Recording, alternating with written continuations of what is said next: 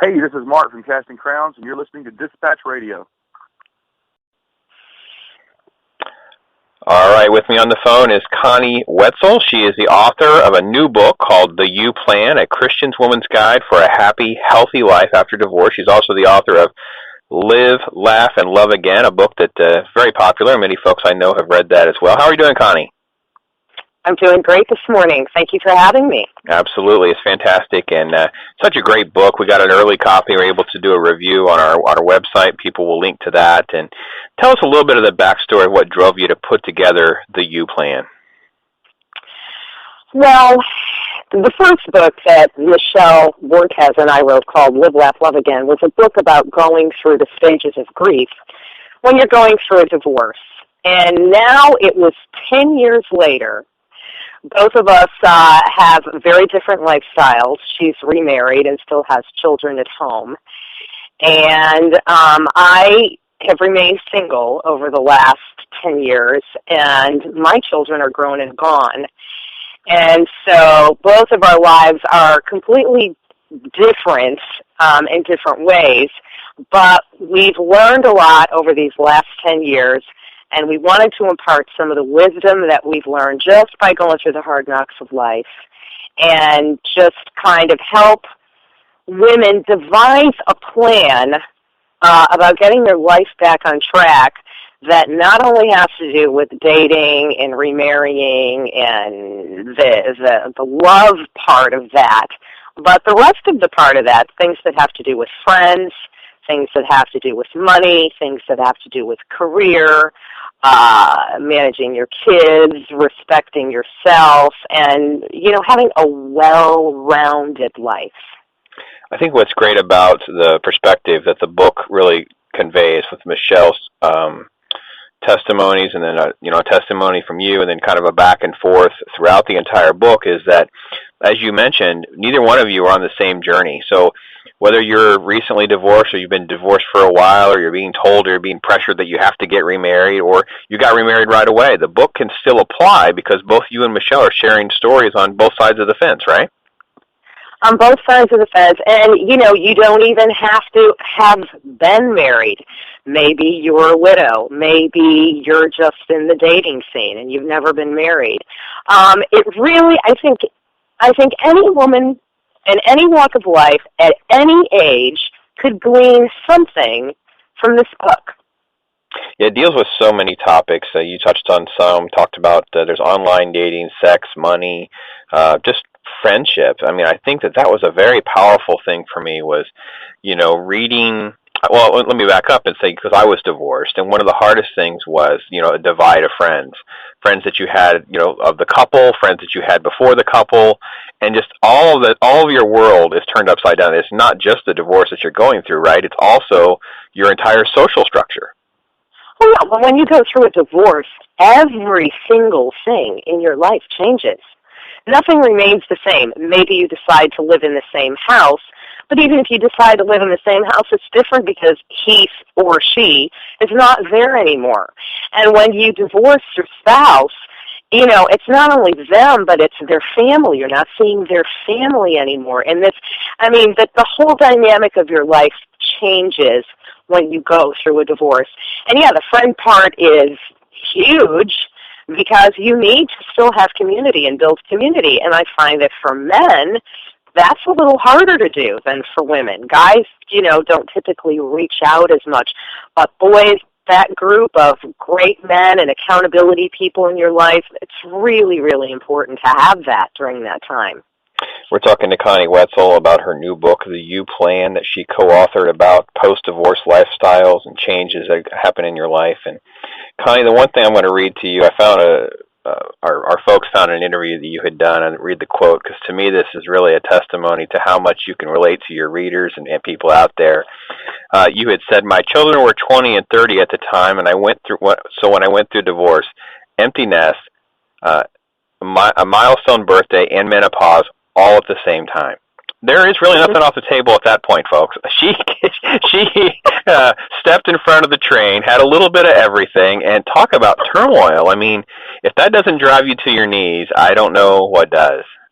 It not only dropped me to my knees, it put me in the corner, and honestly, I think I rocked back and forth for 3 days before I figured where I was and what was going on. Because, yes, it was menopause, it was a decade birthday, it was empty nest syndrome, and it was a divorce. So it was a quadruple whammy, and I felt like I got hit by a train going 250 miles an hour.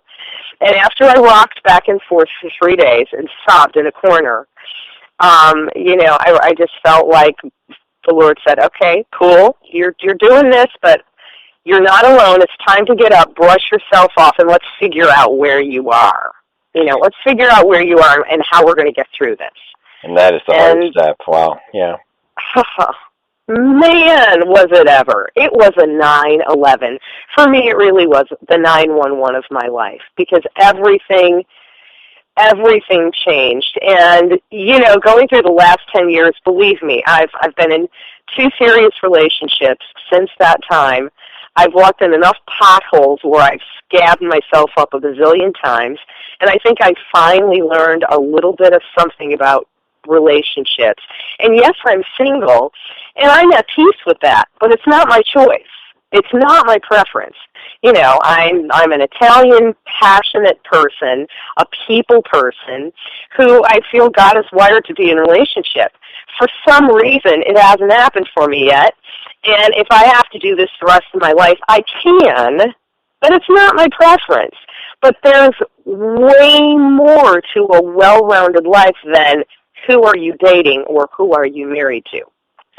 That's what I'm trying to tell people. I know you were raised Catholic, and I really wanted to touch on something here, because I work with a lady that I've tried to kind of get through to a little bit, because when she went through her divorce, again, not by choice, and all she'll say is, I was excommunicated from the church. That's just literally what she'll say. And it's so hard to break that barrier down, because you have all these years of upbringing, you have years of schooling, you have a priest, and I don't want to bash the Catholics. This could be any denomination, any pastor could be hard on divorced folks. What do you say to the women and men that are going through that to help them know? Listen, Jesus didn't have a no divorce sign for everybody here. He's got open arms for you too. Well, the thing is, and I always go back to the story of the woman who was in sin that the whole town was going to stone. And, I look at the compassion of Christ. And, and he told them, you without sin cast the first stone. Well, nobody can throw a stone because we all have sin in our life. Thank God for Christ. Thank God for the death on the cross. I don't know the situation in Catholicism with excommunication, especially if he chose to leave her and it was completely out of her control.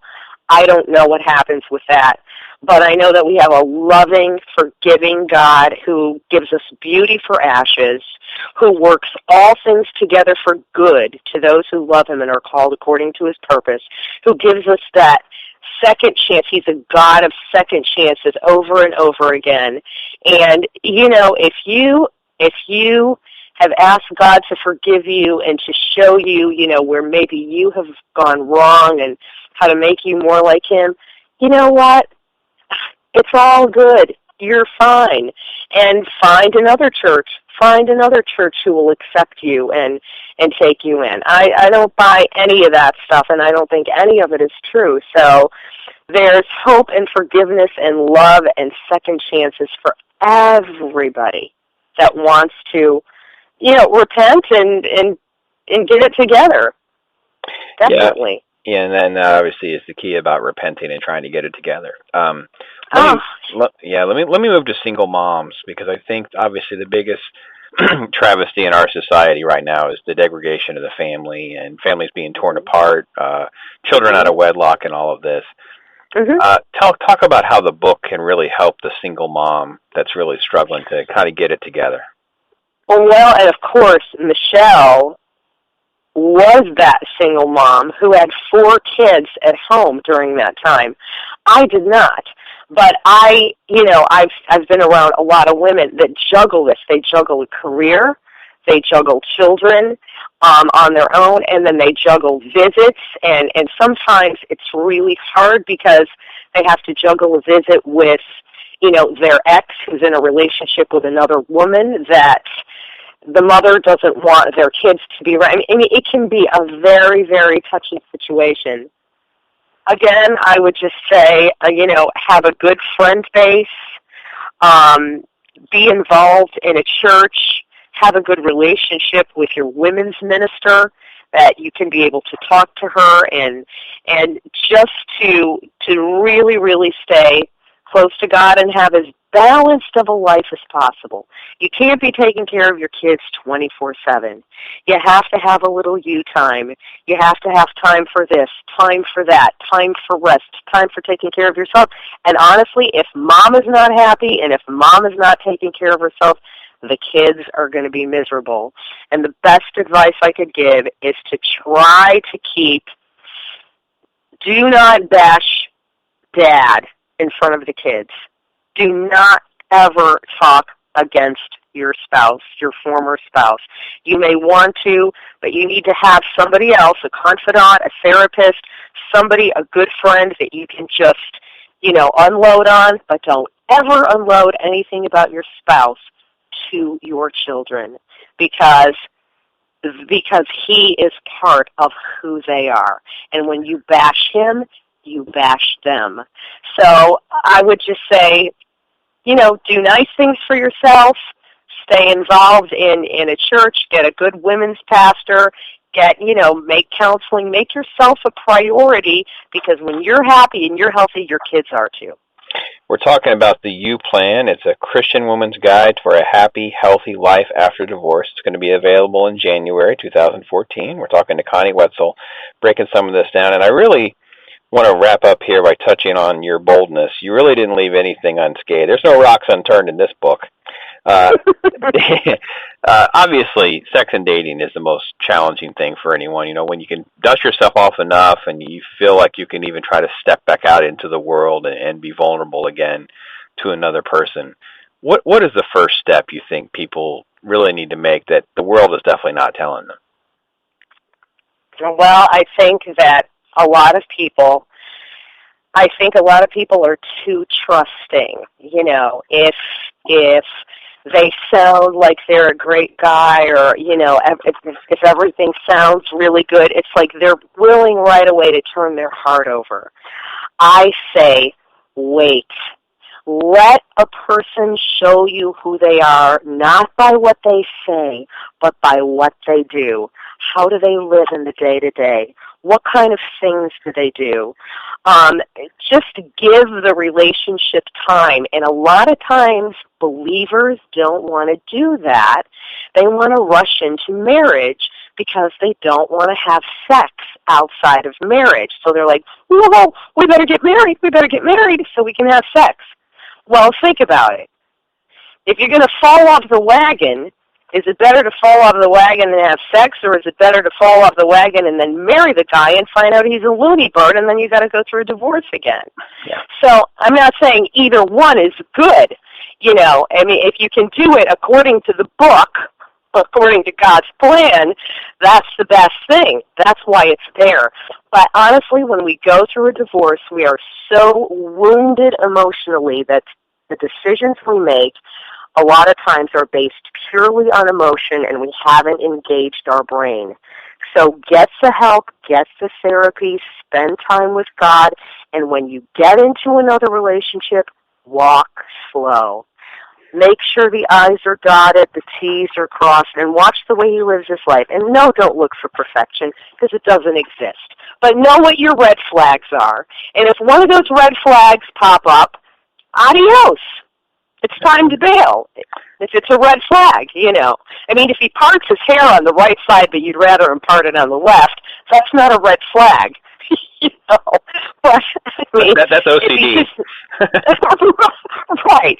But if he tells you he's going to call you at 9:00 every night or whatever, and he's not calling you and he doesn't follow through, if he's the guy who doesn't follow through, that could be a red flag for you, and say, hey, you don't say what you're going to do, so I don't like this. Respect yourself. That's one of the main chapters. Don't settle. Respect yourself and look for a man of integrity and the kind of guy that you want in your life. And and just wait. Be patient and wait. And if it's supposed to happen, guess what? It's going to happen. Well, Michelle and Connie have done a great job. The book is called The You Plan, A Christian Woman's Guide for a Happy, Healthy Life After Divorce. It's available in January. It's fantastic. Connie, thank you so much for fitting us in and talking to our listeners and readers about the book and that. And we'll have links to get it. You can already pre-order it through Amazon, folks, so go ahead there and you can do that. Yes. And it's a great, great book. It deals with everything. Trust me, they don't leave anything unturned. Everything from loneliness to sex, money, and friendships to physical, financial, spiritual health. I mean, everything you can think of is in one of the chapters. And you get both ladies' perspectives. You get Michelle, who's gotten married again, and then you've gotten Connie, who has not. So you kind of get two completely different worlds, yet at the same time you see that God's plan is okay with everything. Awesome stuff. That's the beautiful thing. Brandon, thank you so much. I've enjoyed spending time with you. Absolutely, and take care, and God bless. And the same to you. All right, Merry Christmas. Have a good day. All right, bye-bye. Merry Christmas. Bye-bye.